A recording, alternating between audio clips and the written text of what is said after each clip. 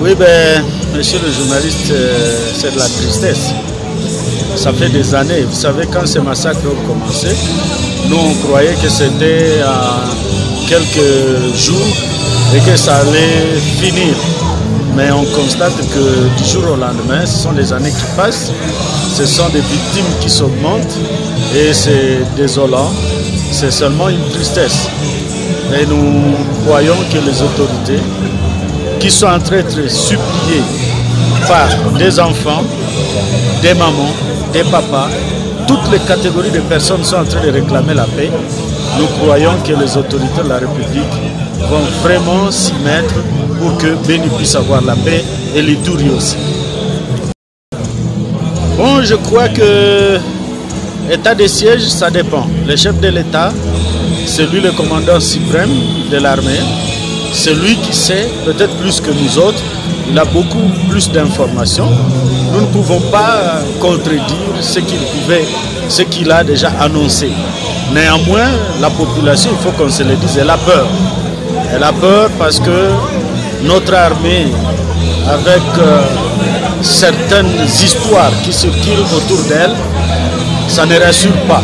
Quand on dit que c'est l'armée qui va maintenant prendre tout en charge, on se souvient de beaucoup de choses où des officiers sont attrapés en train de vendre des tenues, en train de vendre des armes.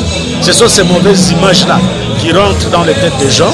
Mais nous croyons que le chef de l'État, il a déjà mesuré, il a déjà fait des études approfondies pour que c'est avec les autorités militaires qui vont s'occuper de la province et de l'administration, nous puissions fumer le cabinet de la paix.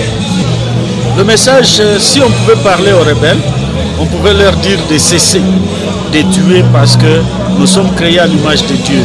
On ne peut pas faire couler le sang des innocents. Malheureusement, nous ne pouvons pas leur parler parce que depuis des années et des années, on ne sait pas bien les définir qui ils sont. Alors, c'est ça le message que nous pouvions lancer. L'autre message, c'est qu'à toutes les autorités, c'est de se pencher correctement sur la situation de Béni en respectant les droits de l'homme. Ce que nous sommes en train de voir et qui se passe à Béni, on fouette les enfants, on les emprisonne, on les moleste, c'est contre les droits de l'homme. Et nous ne pouvons pas supporter cela. Il faut que cela cesse. Merci honorable. C'est moi qui vous remercie.